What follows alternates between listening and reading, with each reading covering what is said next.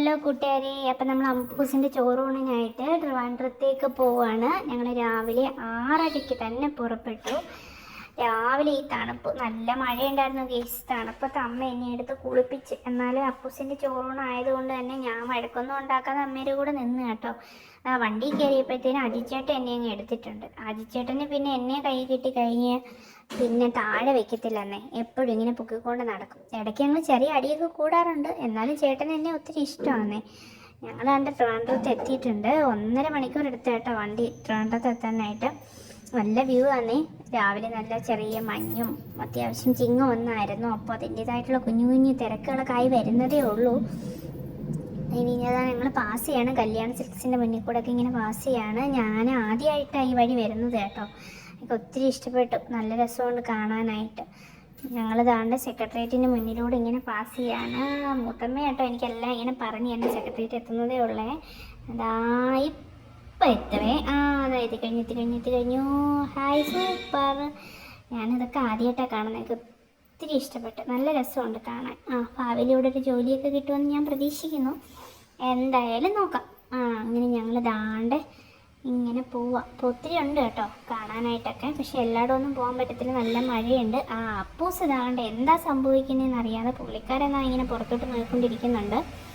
ഞങ്ങളങ്ങനെ പഴവങ്ങാടി ഗണപതി ക്ഷേത്രമൊക്കെ പാസ് ചെയ്യുന്നുണ്ട്. തിരക്കായതുകൊണ്ട് തന്നെ നമ്മൾ ഓപ്പോസിറ്റ് സൈഡിലൂടെയാണ് പോയത്. അപ്പോൾ നമുക്ക് അത്ര വ്യൂ അങ്ങോട്ട് കിട്ടിയില്ല.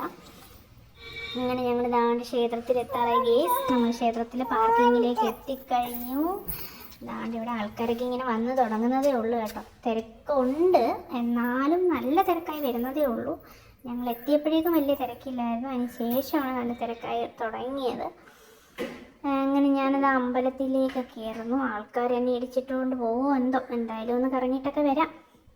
അങ്ങനെ ഞാൻ ക്ഷേത്ര നടയിലേക്ക് എത്തിക്കഴിഞ്ഞു കേട്ടോ. എനിക്ക് ഒത്തിരി ഇഷ്ടപ്പെട്ടേ. ഞാൻ ആദ്യമായിട്ടാട്ടോ ആറ്റുകാൽ ക്ഷേത്രത്തിൽ വരുന്നത്. അങ്ങനെ ഞങ്ങൾ അപ്പൂസിന് ചോറ് കൊടുക്കാനുള്ള സമയമായി. അങ്ങോട്ടൊക്കെ കയറി. അവിടെ ഫോൺ പക്ഷെ അലൗഡ് അല്ല കേട്ടോ. അതിൻ്റെ ഇടയിൽ കൂടെ ഒന്നും അവരറിയാതെ ഞാൻ എടുത്തതാണേ. എന്തായാലും എന്താ ഞങ്ങൾ അപ്പൂസിന് ചോറ് കൊടുത്ത് തൊഴാനായിട്ട് വന്നപ്പോഴത്തേനും നല്ല തിരക്കായി കേട്ടോ. എനിക്കാണെങ്കിൽ ക്യൂവിലിങ്ങനെ നിൽക്കുമ്പോഴേ പറ്റുന്നില്ല. എങ്ങനെയെങ്കിലും ഇടിച്ച് കയറി ഞങ്ങൾ തൊഴുതിട്ടൊക്കെ ഇറങ്ങി. എന്താണ്ട് ഞങ്ങളിന് പോവാനായിട്ട് ഇറങ്ങുകയാണേ.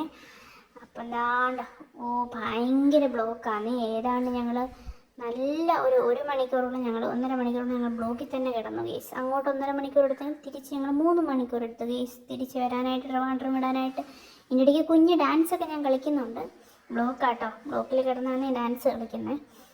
ഞങ്ങൾ ട്രിവാൻഡ്രത്തിന് ടാറ്റ ബൈ ബൈ പറഞ്ഞ് ട്രാഫിക്കിലുള്ള ചേട്ടന്മാർക്കൊക്കെ ടാറ്റയൊക്കെ പറഞ്ഞിട്ട് ഇറങ്ങുകയാണേ.